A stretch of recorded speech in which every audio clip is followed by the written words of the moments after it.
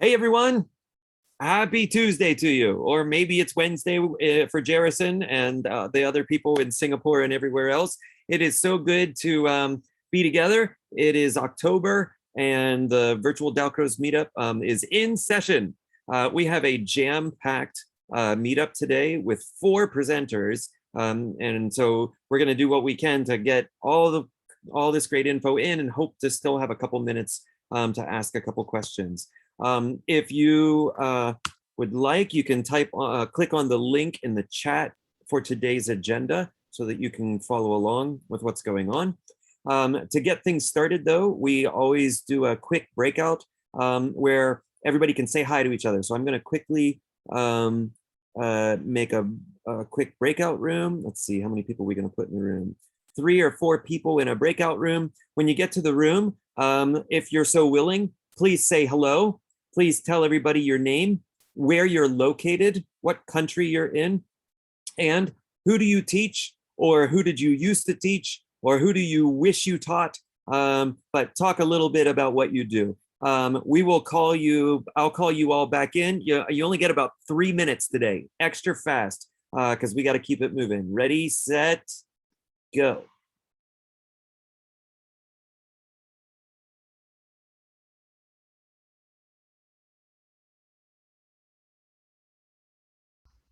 Hi, nice to see you. All right, I think we're back.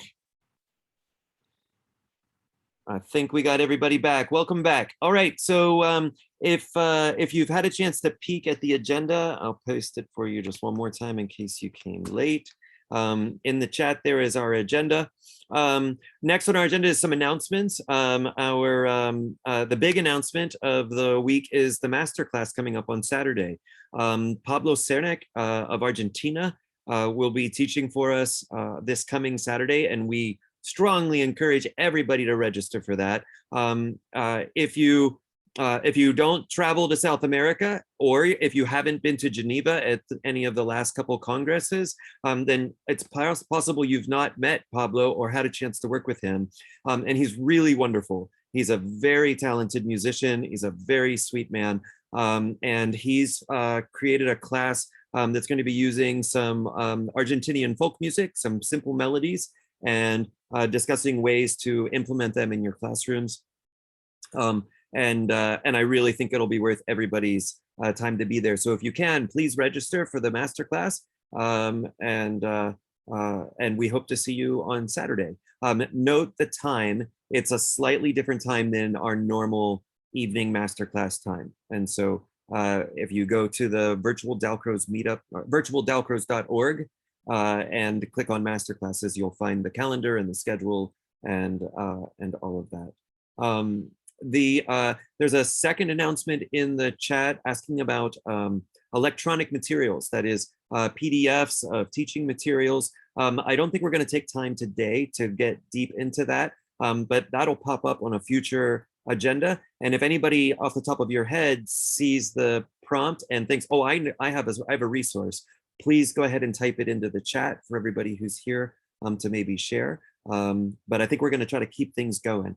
Emma, do you have any other quick announcements you want to throw on today before we get going? Today, we realized this amazing fact, which is that we have been honored to support with scholarship money over $5,000 worth of scholarships over the last 2 years so that people can attend our classes. And that is actually, to me, like a sign of we're reaching people who maybe have never had an opportunity to work in our world or to experience our teaching or to be within this community. And that's a huge number. I was shocked, and not in like a bad way. I was shocked in a really joyful way because I want us to reach more people. This is a transformative way of teaching. We're all here because we love it. We want to learn more. We want to learn from each other and exchange. So if you have colleagues who would like to join us this weekend, who feel that they don't have that extra money right now to take a class, please tell them. We would love to support them. And that's why Integral Steps, the nonprofit I work with and that Veronica works with, is part of this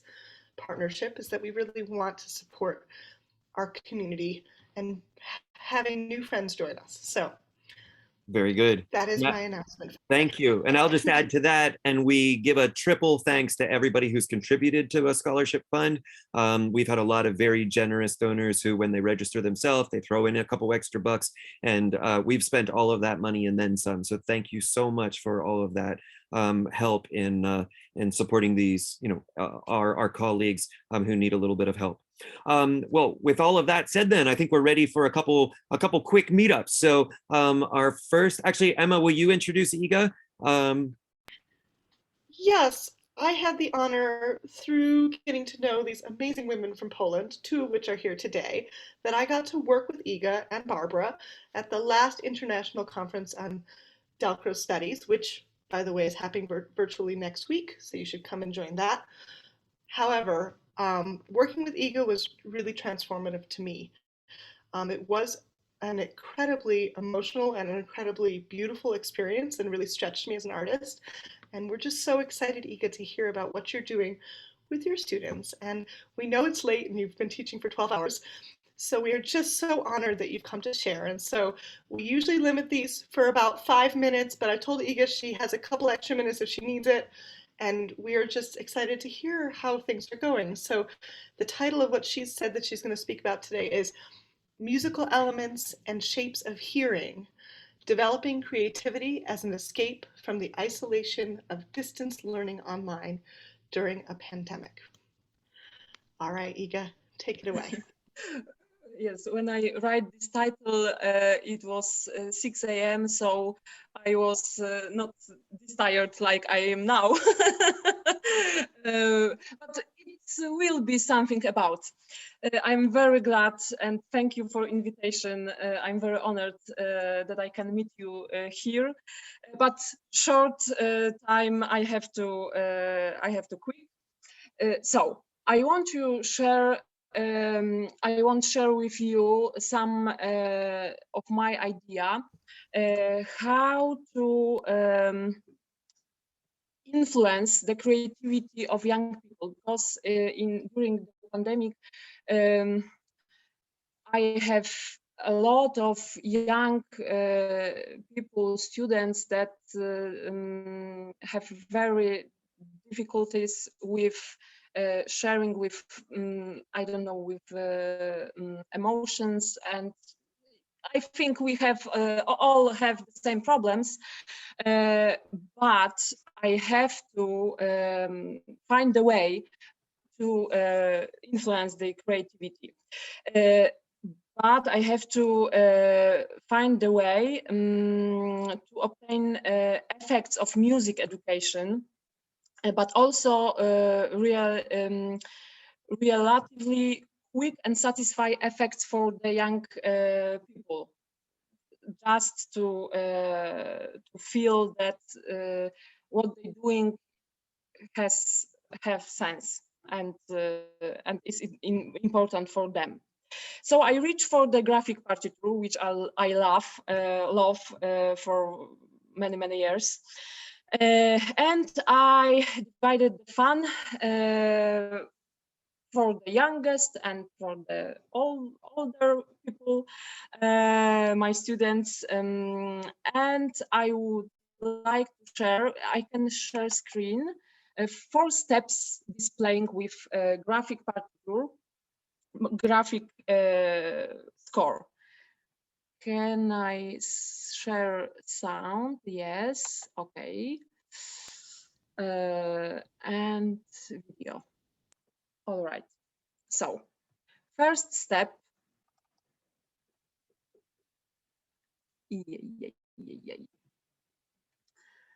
First step, changing the landscape.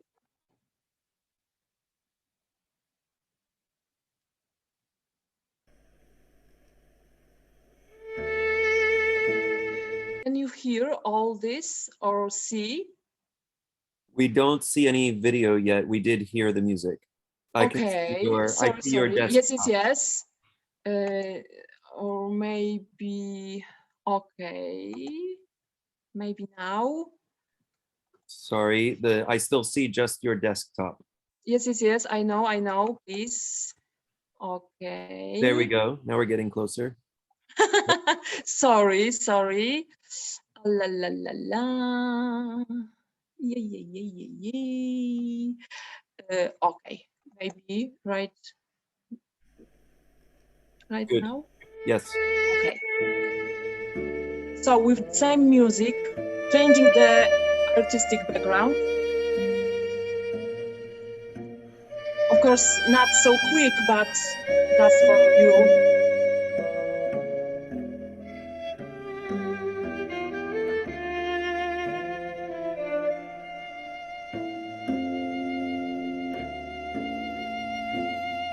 Okay, so we go back to the beginning when we haven't got any colors and very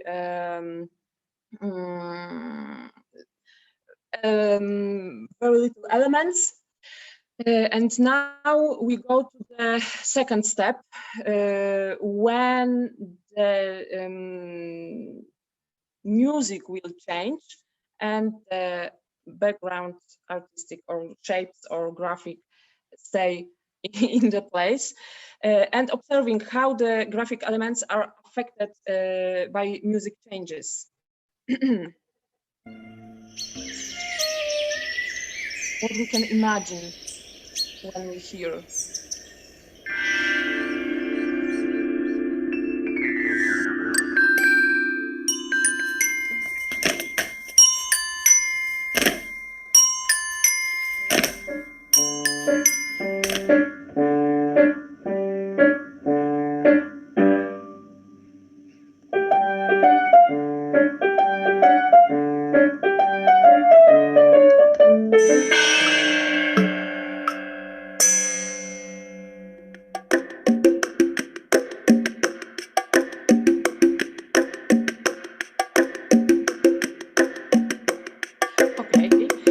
So for the youngest, these were more contrasting changes. For example, I don't know, maybe Trepak Tchaikovsky and Chopin's Prelude piano piece.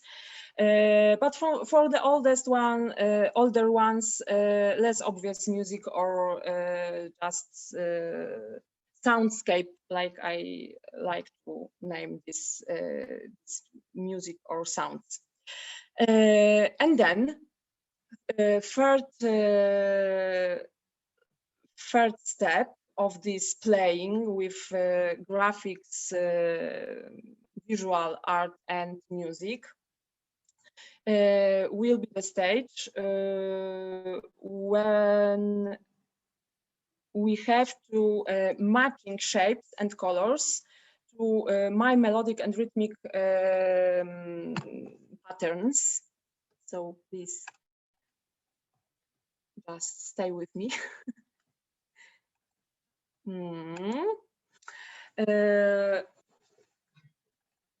I will give you 3 examples, okay? I think it will be okay. Oh.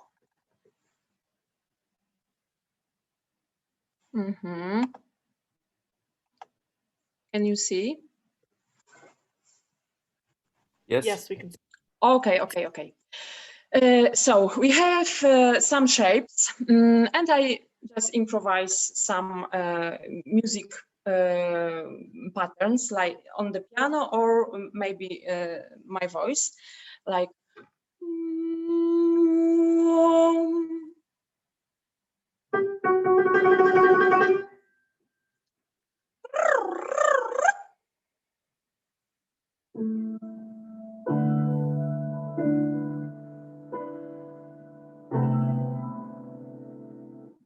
Again, not this quick, but for your information. So maybe first,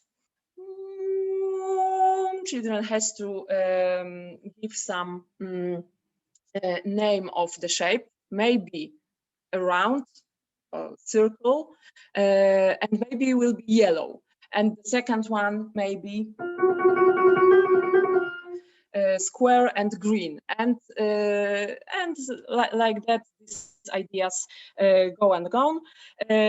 For stage, after this little play, I ask them questions. What element of musical work is influenced by the shape? Not color, but the shape. A lot of students answer that articulation, dynamics, and tempo, agogics changes. Second question, what is influenced by the colors? So it will be the second, oh yeah. Was the picture change? Can you see colors of? Yes, yes, we Yes, see. colors. We have just about another minute. Okay. And something like that. Many of them answer that minor and major, harmony and mood of the music, and we go to the end of this idea. So I give them task to create their own composition, score, or illustration graphic and give it a title. The works come out very different, as you will see. So I go very fast for the last of, sorry, of example by children in the primary school.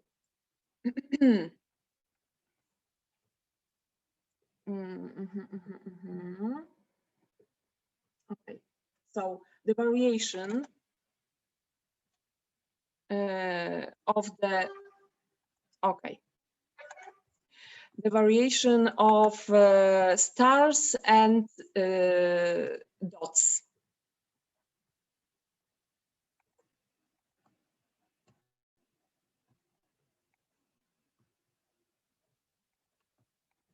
Sorry. Can you see?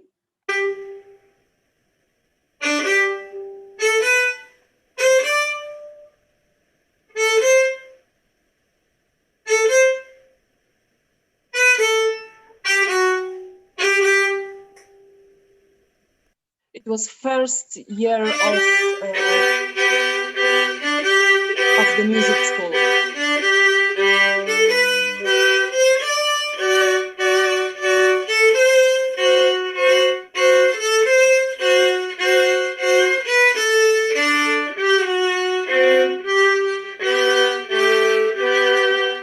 And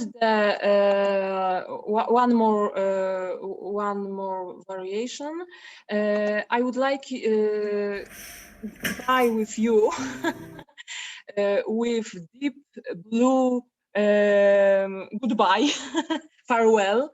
This is very special because I don't expect that after the pandemic, when we back to schools, they won't just really music with friends, make some music. So this is improvisation. Deep blue farewell.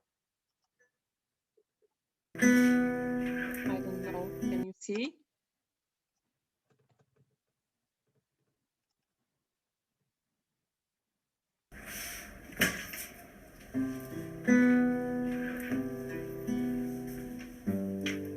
This is improvisation and first year of primary music school.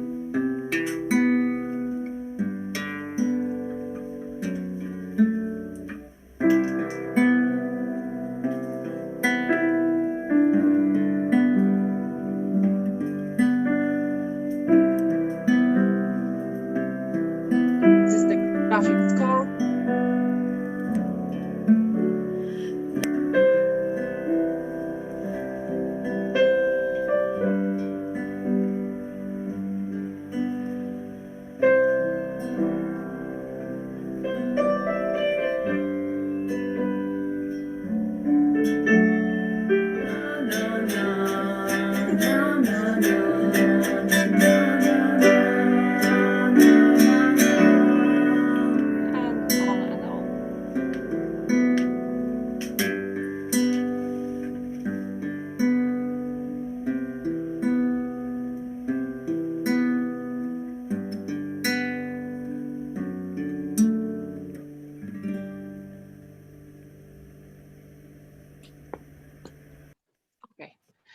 Thank you for this is Thank my you. idea for creativity. Thank you so much. It's so wonderful.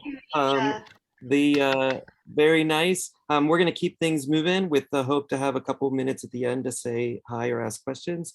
So next is Maita. Maita Brown from Mexico has some thoughts about connections between Dalcroze and psychology. So let's find Maita. I'm here. Yay, there you are. Whenever you Hi. Yes. Well, thank you for the invitation. I'm very honored. I made a script, so I'm going to put it on the chat so you can know my background very briefly. But I won't stay there because we need to follow up. So I wanted to start with a question. Maybe if you could answer in the chat, we just put true or false if you think is what you think. Okay, the question is, in general, after the acquisition of the language, the 3 years old children are capable of follow rhythm, focus, and the ability to follow directions.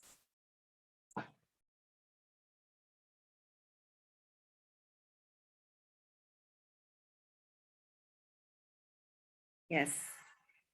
So yes, we all agree.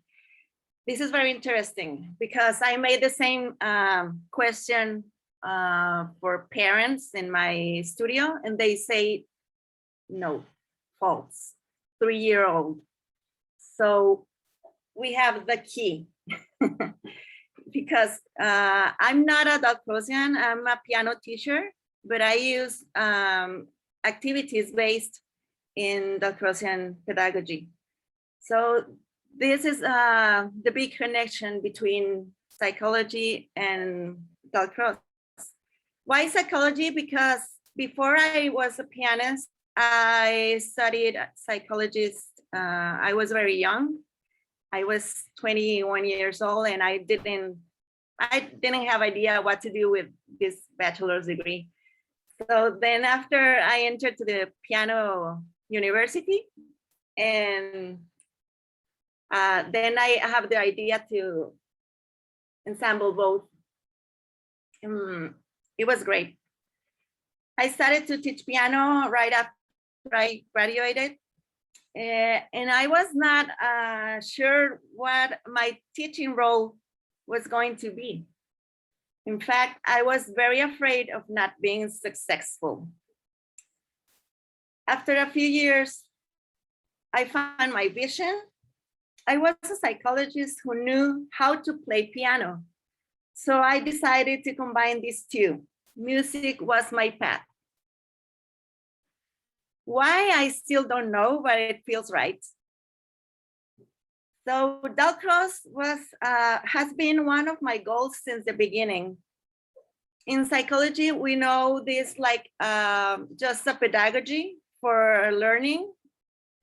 And in music, we also know Dalcroze as a pedagogy, but we don't do the practice. We only know the theory. Thanks to my teacher and friend Manuel Zazueta, who introduced me to this big community, is that my teaching got the meaning for now. I think if I was younger, I'd probably be in Geneva now, because it's one of my passions. But anyways, what I have here in Mexico is giving more than I would have expected. Okay, so to the point, what I'm doing in my studio, I have a little private studio for children. I teach only piano, and my classes are, before the pandemic, were in groups where I can be teaching solfege in Dalcroze activities. And I use Montessori too. So I have the both pedagogies doing together the work. Well, I do a lot of things in my studio. I'm a pianist, I'm an accountant, I'm a disciplinarian, I'm an entertainer, I'm a mentor, I'm a counselor, I'm a psychotherapist, and even sometimes a doctor. Why a doctor? Because I work with children. So, you know, sometimes there are accidents. I've learned to be patient. Psychology gave me the to be loving, to be humanist, to be positive, to be understanding, and most of all, be honest. Dalcross gave me the opportunity to be all of this in one. Most of the parents have no idea what music education involves. Dalcross has been a wonderful way to my piano students and parents to understand and succeed in their lessons, in their piano lessons. The work that I'm doing is a lifetime process. I'm still not good, but I always eager to learn. Every time I teach in music and movement, those are my guides to the student personality. Because I'm a psychologist, I pay more attention to the learning styles and to their attention span from an ages and all the brain activities that should be happening behind their music learning process. So, but neuroscience, psychology, and pedagogy are great tools, but they are not enough. Kids are needing more than just education. This is very punctual, and sometimes I feel it's dangerous because if the initial motivation is not clear, not only the relationship with the teacher won't succeed, but with music itself and with the instrument. So we need to be all this part of being the humanist and be the ones who believe in the children, believe in their potential. So Dalcross is very, very noble with this particularity in for children. We have just about To 1 me- minute. Just about 1 minute, Maite. Okay. Yes. What I see in my students as a psychologist was I'll see potential, I see self-esteem, I see motivation, I see success. And what I see in my students being a musician, I see joy. I see joy to listen, to play, to hear. I see tolerance, to keep trying. I see strength. I see accepting from failure, compassion for nature, for music, for the others. And finally, or the last thing, what I do with my students with the Dalcross-based activities, I help them to learn to know themselves by doing music at their own pace, to focus on the present moment. And because music only happens in the now, I love to encourage them to make things on their own, to be creative, to make choices. And I always thought that music is a way they can practice and manage tasks without our help. So this can bring to their reality. So music and Dalcross is a way of making therapy sometimes. So I just want to share my conclusion here, and that's my final thought. Connections between psychology and Dalcross are being able to practice Dalcross with my students and with myself not only has been a big success, this connection between these two universes has become a paradigm shift. Dalcross has this noble and harmonious way of seeing in the students their potential like Dalcroze did it when he saw their students with had difficulties with the rhythm. It's the same. Dalcroze pedagogy is unlimited in the way that each time we see a student having trouble with something, we do not try to change the student. What we change is our approach by creating new strategies to be dynamic like music and to move and to be free. Very good. So, thank you. Thank you so much, Maita. It's lovely to hear Thank your you. thoughts. So good. Thank you. We're going to keep moving ahead. We are jam-packed today. I am so thrilled to have Terry Boyarsky join us for our next little bit. 5 minutes isn't nearly enough for Terry. We're gonna, when I spoke with Terry to ask her to come and present, we easily found 20 different things that each could have had 20 minutes or an hour each that she would be so valuable to present. So, but today we just asked her to talk just a little bit about some teaching that she's doing in Cleveland. And so Terry, the floor is yours. Thank you. And I'll probably talk fast so I can make my 5 minutes because I'm anxious. So I was asked to teach at a school for refugees. It's called the Fugees School, refugee school. It was started in Atlanta by a Syrian immigrant. And ironically, a month before I was asked, I had read a book about it. It's called Outcasts Unite, an American town, a refugee team, and one woman's quest to make a difference. And the woman, Luma, is coming out with her own book in the spring. So it was a soccer league. Then she created tutoring for the kids, all refugees, then jobs for the mothers. Then it became formally an academy in Atlanta. There's a branch in Columbus, and now this new branch in Cleveland.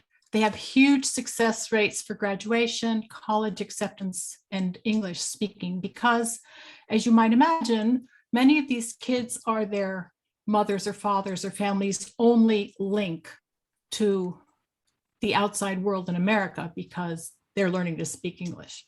So on my campus, there were 30 kids, preteen and teen, supposed to be grade 5, 6, 7, but really the ages were 10 to 17. And the countries of origin were Syria, Burundi, Uganda, Congo, Nigeria, Liberia. And think about their backgrounds. Some of them had been in refugee camps for years. Some have never been to school or to have a classroom environment.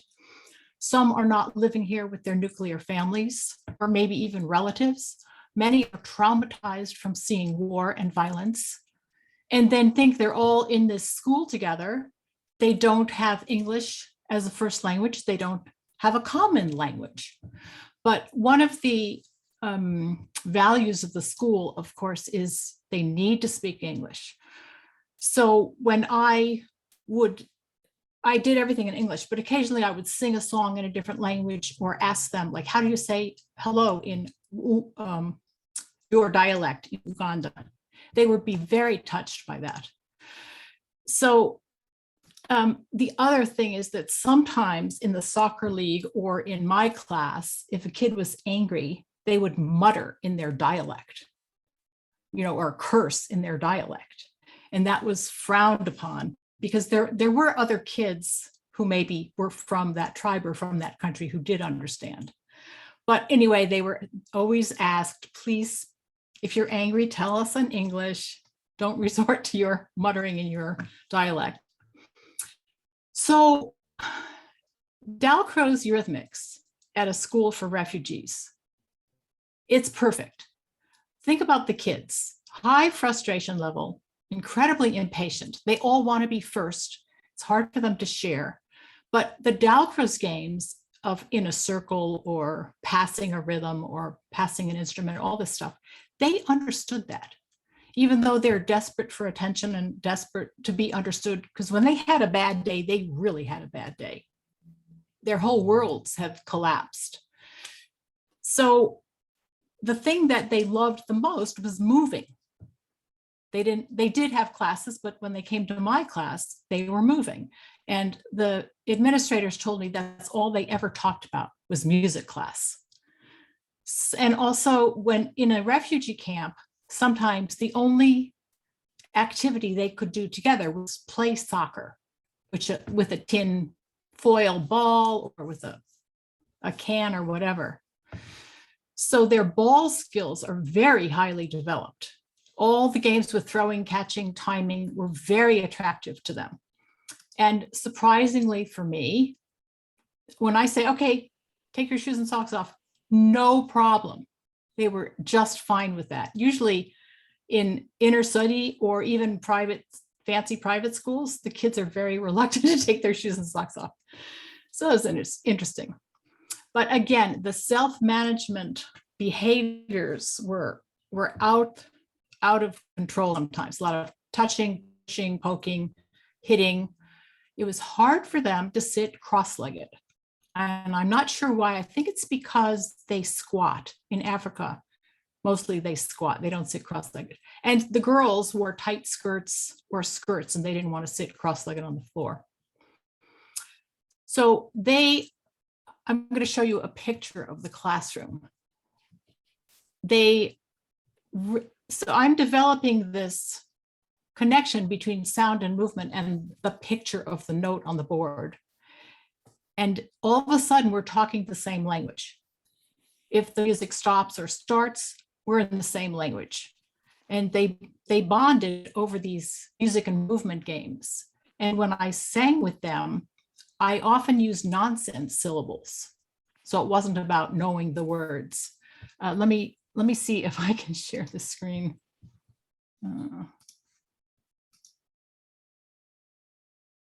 Can you see anything? Yep, we got it. So you see on the right, the locomotor movements. Does everyone see that? Yes, we can see. Okay. And so I immediately started combining them. The first thing I did was, if at first you don't succeed, try again. And then, tippy, tippy, tippy, march, march, tippy, giant step. So then again, we're in the same language. Then we did never give up, never give up. And then we, of course, alternated them. And now we're having a conversation. And the kids, they really get it. Let's see. I want to show you also. I'm not sure where am I? I've lost the. You might need to leave your shared screen in order to see it. Yes, but I don't know how to do it. Okay, stop share. Here we go. And let me I know I'm running out of time, so let me just show you one tiny little thing, if I can find it. Where did it go? Okay.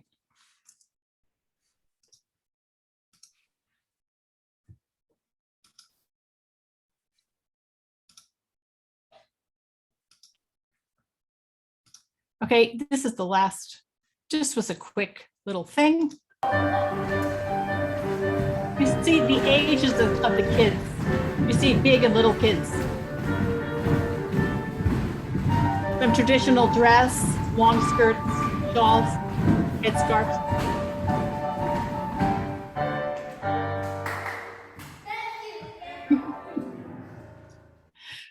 But from that little video, you can see how much energy they have. So nice. That's all. Terry, thank you so much. And we will definitely beg Terry to come back and tell us more things, because she's been working in these areas, not just with refugees, but with students of all ages for many years, and it's just a wealth of resource. So Terry, I'm just so extra pleased that you joined us today. Thank you. Thank you for asking.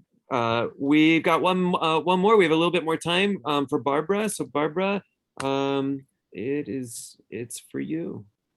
Barbara, we are so pleased to have you. Barbara is working on 2 amazing projects, which are near and dear to my heart because there's a lot of involvement with woodwind players. And so we're excited to hear what's been going on. I'm so thrilled that you've come to join us. And it's very good to see you after all this time. Thank you. I'm very honored that I can meet you via Zoom. It's, yeah, this is something positive after pandemic time we receive is this Zooming connection. And this is really good opportunity to meet. And I'm so happy that you invited me. I'm sorry I couldn't come one time, but today is a lot of people, so I will just give a very short information. The first project is with the wind instruments, and it's the resilience in resonance. It's a project, it's a 3 countries project with Luke Niels. He is the main person who organizes. And then we work together in Belgium, Poland, and Cyprus with clarinets. And we try to work with a group of pupils and use the movement and Dalcroze exercises while we play instruments. So it's experimental work, and we work in 3 different places with children. There are mostly children which has some problems, like in Poland is an orphan house, in Cyprus is some refugees group, and in Belgium there are also some children which has social and other kind of problems. We, of course, we prepare many things before, and we had a kickoff meeting and some workshops, and we begin together to develop the new material for teaching, for classes. But now we start with the children in September, and we will see what will come out of this. So it's just an announcement. I hope it will be something very interesting. And after 1 year of teaching, like 10 months, we will have some really interesting ideas after all this process.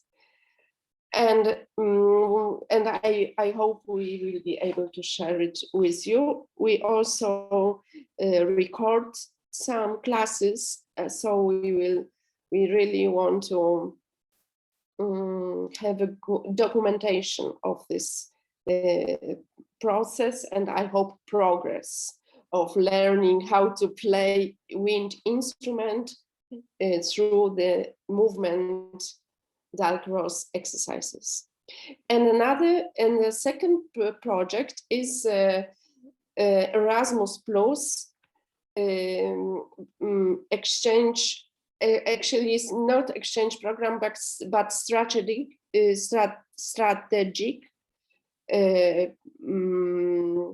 program, and it's about eurythmic practice, eurythmic in education and artistic practice.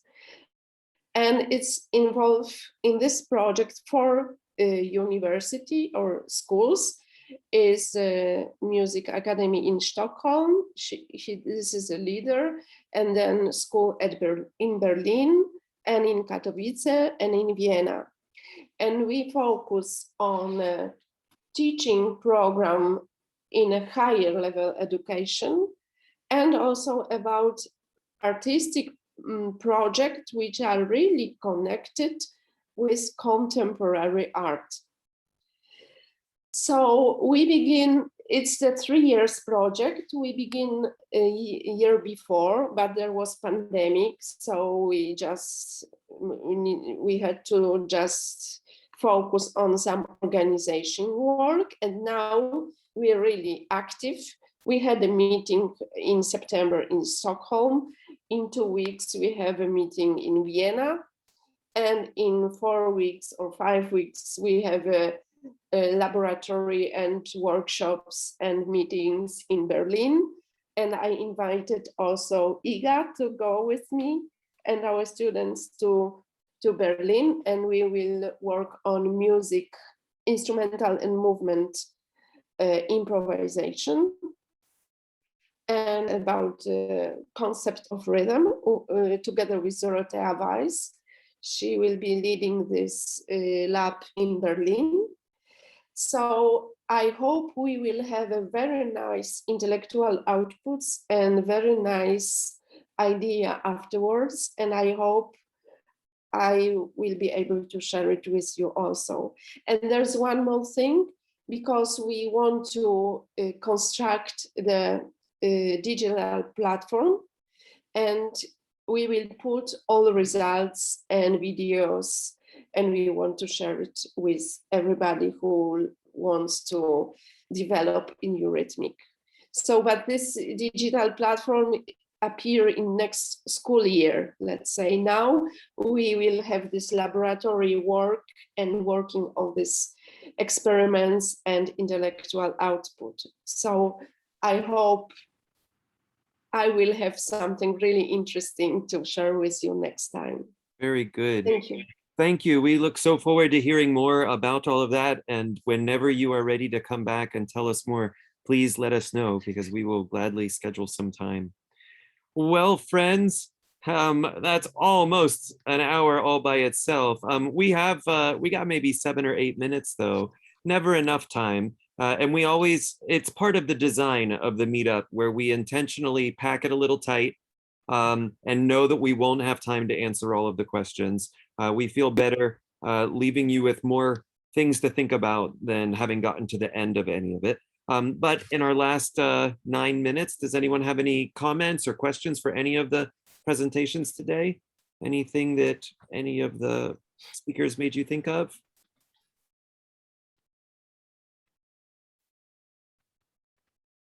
We've got some time to think here for a moment.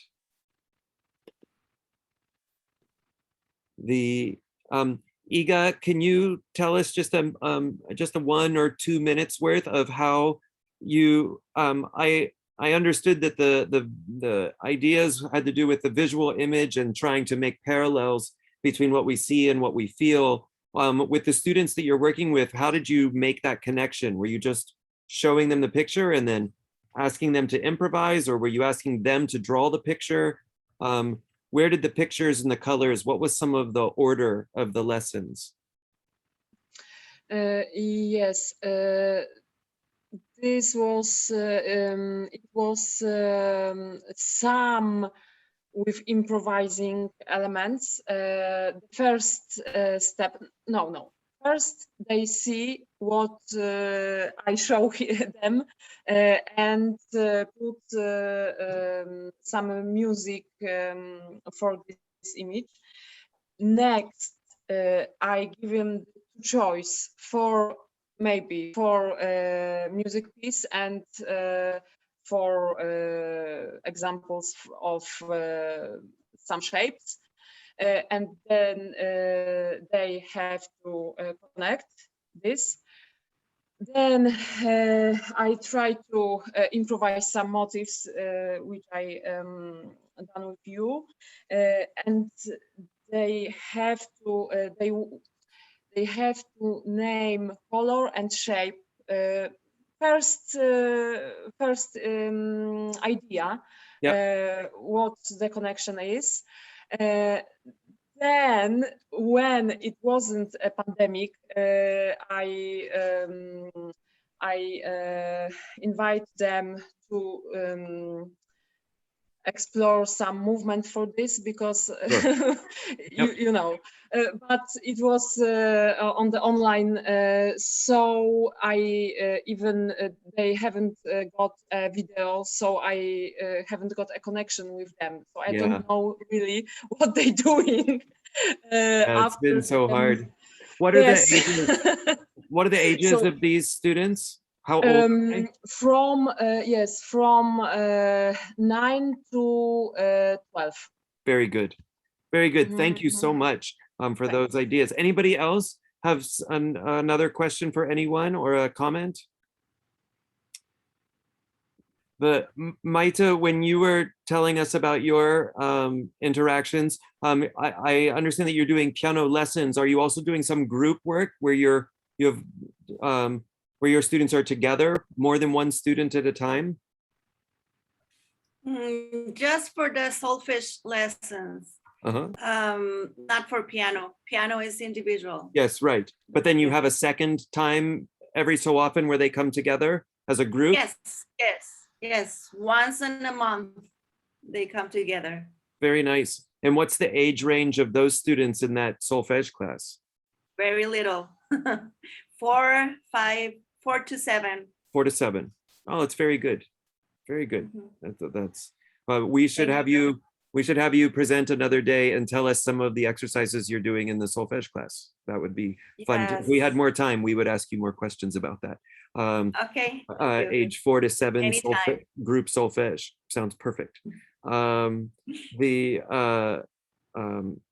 Again, anybody else thinking of what sorts of things are going on?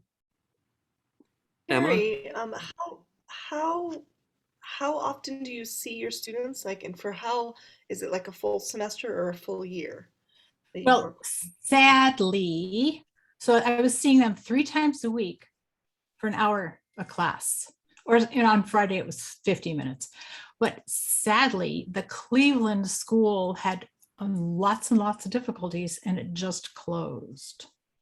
So they were scrambling around trying to get the kids placed in other schools. And it was so tragic because the concept of the Fuji school was really great. And it was a stable environment and it helped the families. And anyway, they're going to try to restart it either in the spring or next fall. I think the pandemic just did everyone in because they had one little bus that went all around Greater Cleveland, picking up the kids every day. So the attendance, it was hard and complicated. And I think there wasn't a body of enough students to keep the funding going. Yeah. But 3 times a week was great. Yep. Yeah, we've over the years when I was teaching at the high school, I was in a special school where I had the ability to sort of help determine some of that curriculum and some of the scheduling. I actually created the schedule, and over many years we experimented with more classes, fewer meetings, or more meetings, fewer classes, and really felt quite convicted that having more chances to see more often helped build momentum and made it easier to sort of make things happen. And so, to have maybe just 2 classes a week, but 3 times each instead of 4 classes a week, once or twice a week, always made a much bigger impact, and it was much easier to keep the ball rolling. And that I would say that the most important work in this kind of situation is to create a bond, create a trust, create a common language. Yep. Yeah, absolutely. My experience especially really in all of my teaching settings, not just urban settings, has been that kind of consistency, predictability, stability, being where the students can show up and know what to expect is just massive, for helping everybody calm down and be in a position where they can start to learn, and then eventually to be able to take risk and artistic risk, to really be able to put themselves out. It's a really big deal. Terry, those were just even that little clip of your circle game. You can feel it already, just seeing that littlest bit of what the joy in the classroom was and how much energy there was. And I'm sure what a great benefit it was. Maita, go ahead, Terry. One little comment to what you said, which is, I'm not opposed to surprising them. I'm not opposed to changing it up. No. There's so much for safety, and no. What this means.